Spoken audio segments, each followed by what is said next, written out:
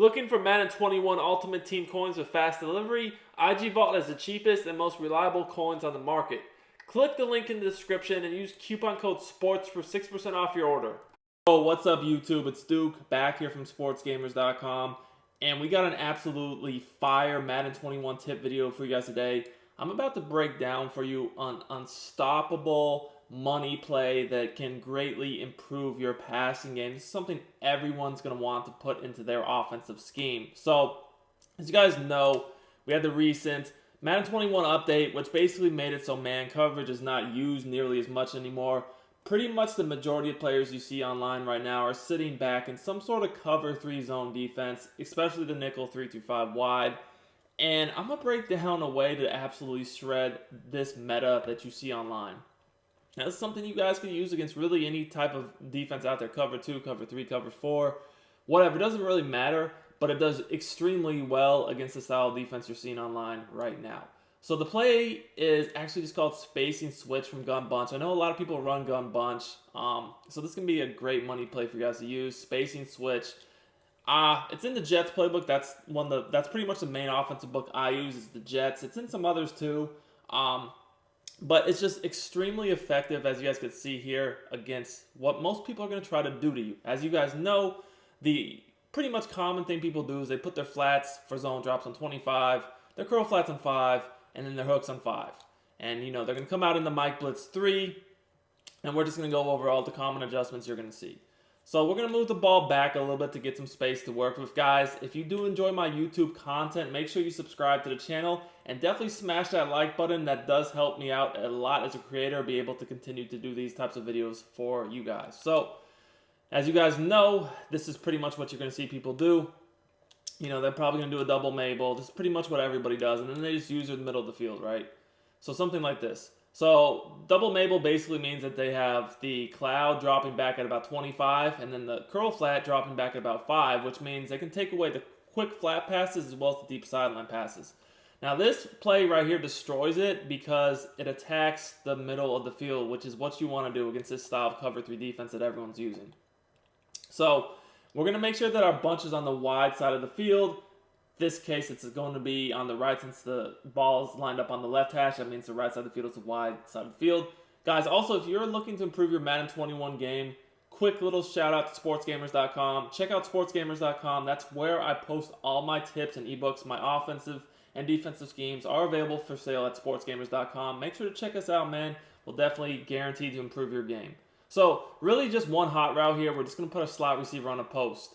It's going to look like this. Now, to do that, you're either going to need a hot route master quarterback, or you could just use a route apprentice, slot apprentice, whatever, and put them in the slot receiver spot. Either way, it's very simple to do. Now, if you're able to, I would actually put your running back on an actual flat, this is the way it looks. If you don't have the ability to do that, if you don't have the backfield master or whatever to get the extra running back hot routes or hot route master, it's fine. You can just leave him on the flat route he's already on. But if you can, that one that I just showed you, which is this one right here, is a little bit better.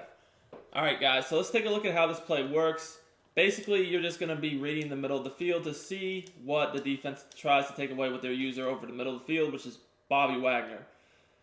So, as you guys can see here, in this instance, we had 3 people wide open, and that post route is going to be a dot every single time unless they user it. It's just, you can click on and dive catch it, which is you want to hold down the triangle, the Y button. So I'm going to look at this one more time so you guys can see it's still going to be just post the receiver. And if you can flat the running back, go ahead. If not, it doesn't really make a huge difference. Just bullet pass, get a little dive catch animation. Now, there's so much more to this play I want to break down, but that's the money read right there. That's what you want to make them user. But I promise you guys, this is literally the perfect play to kill cover 3. So if you guys take a look here, notice how we create a triangle right here over the middle. We have this hook, and then this post.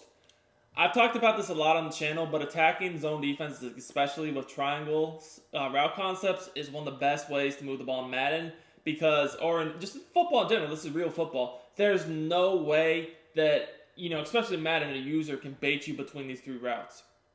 So you guys can see here, we just throw a bullet pass because we see the linebacker staying low over the middle of the field.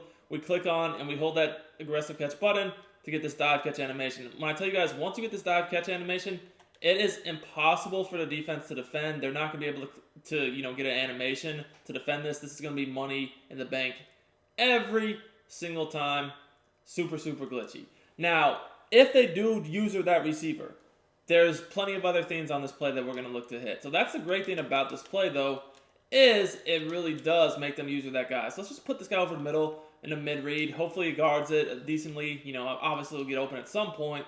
But let's just assume he's covered. All right, that's the beauty of this play, because at this point, which he didn't even cover him at all, you have two hook routes that you can lowball. One on the left, as we just did there, and one on the right. Now, this time I'm just actually going to man this guy up that is on the post route. And again, he's probably still going to get open because, man coverage is not that good on post routes this year. But let's just assume he's covered. So we already hit the receiver on the left on the hook. Now let's look to the one on the right. See, again, just easy dot. And these are nice little hooks they're not just getting you 2, 3, 4 yards. I mean, these can be easily 10-yard gains, especially 10 plus if you have speed there. If you guys know how to do the air truck glitch that some tight ends can do, you can turn the ball field really quickly and do that. But see how they sit down in the perfect spot to get wide open. If they take away the post, which they have to, this is going to be there every time. Now, the beauty of this play is they can't just say, okay, well, I'm just going to put 3 hook zones on the field to take away these hooks. Because if you do that, we're attacking both flats. See the flat here?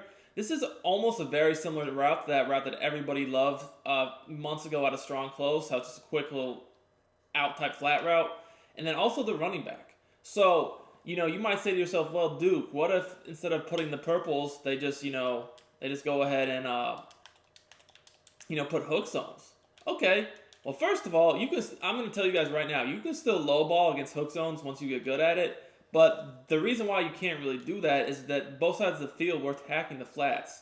So here, as you can see, if they're going to go ahead and do that adjustment and they no longer have the purples to take away the little quick flats, we can hit them in the flats on both sides of the field.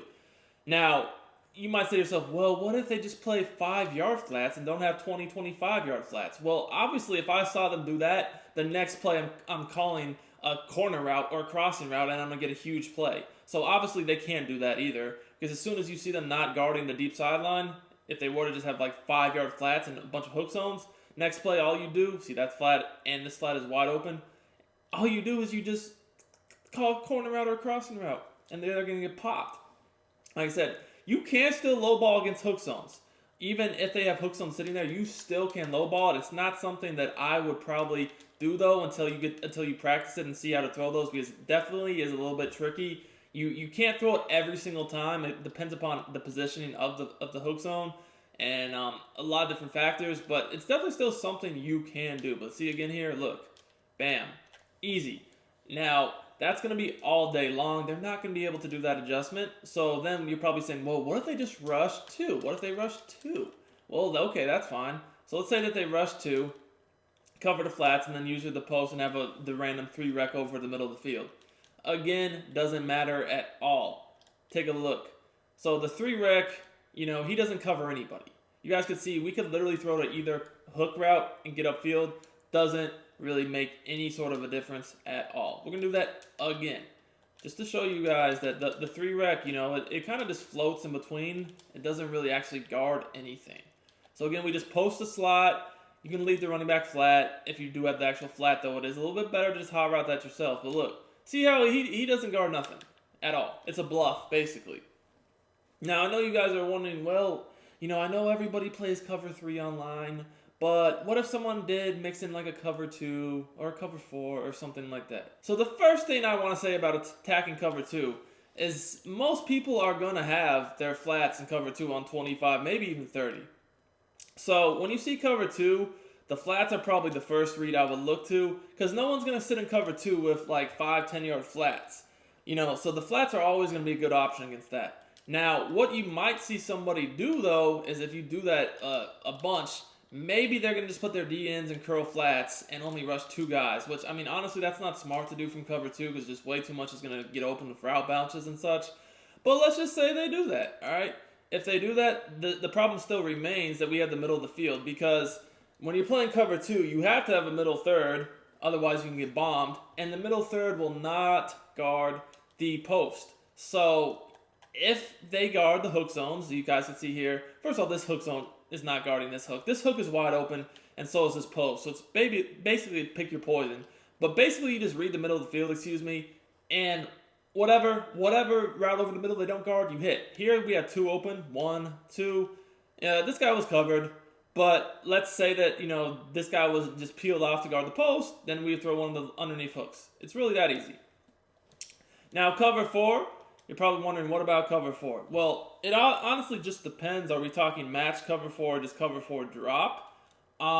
Let's just look at a cover 4 drop, because match cover 4 is different. But let's look at cover 4 drop. So this is a pretty common defense from years past, but I feel like this year you just don't see it as much because it's not as good, personally. But again, same setup. We just do the flat in the post. And you guys are going to see here, nothing is getting covered, basically. It's still the same thing. Basically, you just read the middle of the field. If they're going to take away the flats, which they did there, you just want to look over the middle. So, let's say that this, you see they were guarding the hook last play with the user. Let's say that this time they go to the post. Okay, you throw the hook. It's literally that simple.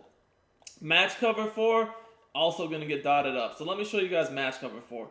Match cover 4 to me is super easy to beat from this play because, when the zones do convert to match, it's essentially man. And at that point, the low ball is super glitchy. Super glitchy. So let's just go to one of the more common ones. This is actually one of my favorite match coverages to run.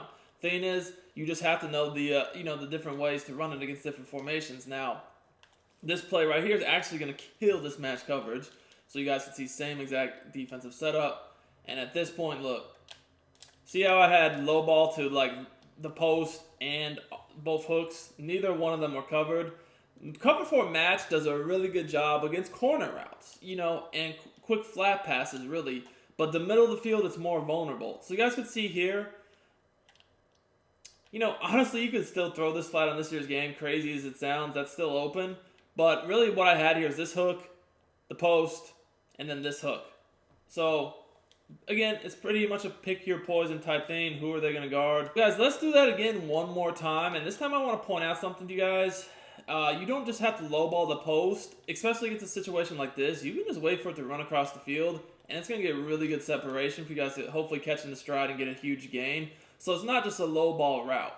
You know what I mean? So if they're going to sit back here and, make a bunch of adjustments and man you up and all this and that, yeah, you can still throw a low ball on the break, but also you can just wait for it to get open like this. And, at this point, hopefully you can turn upfield to get a nice rack catch animation. But even as is, we're getting a great dot. So, again, match coverage, cover 4. Really what you're looking for is one of the low balls on the hooks. This one was wide open. This one, I want to throw that because there's 2 people there that's covered. This honestly is still open. Like I said, most of the time these flats just beat their guy to the flat. But not always. You have to actually look to make sure. So basically on this play, it's going to either be the post, which at this point, right as it cuts, you can lowball that, or you just wait for it to run across the field open. Now, if they user this, obviously you can't throw it, but if they don't user it, it's open every time. If they do user it, you would go to lowball to the hook. So this is a very unique play. It attacks the defensive areas of the field that they're not used to defending. Nobody's really used to having to defend those little hook routes just chilling right there over the middle. Most people are going to look to defend the flats, the deep sidelines, and then slants and posts. Those hooks just sit in such a glitchy area of the field that it's really difficult to play zone because of the spacing this provides. And then at the same time, even if you do play man or match like I just showed you, you can still lowball them and they don't get defended. So definitely is a play I would recommend you guys checking out. It's been absolutely something that's so money for me to mix in, especially against these meta defense users. Once you mix this in and you show them that you got more than just the corners and the posts and the crossers, it really will take your offense to the next level.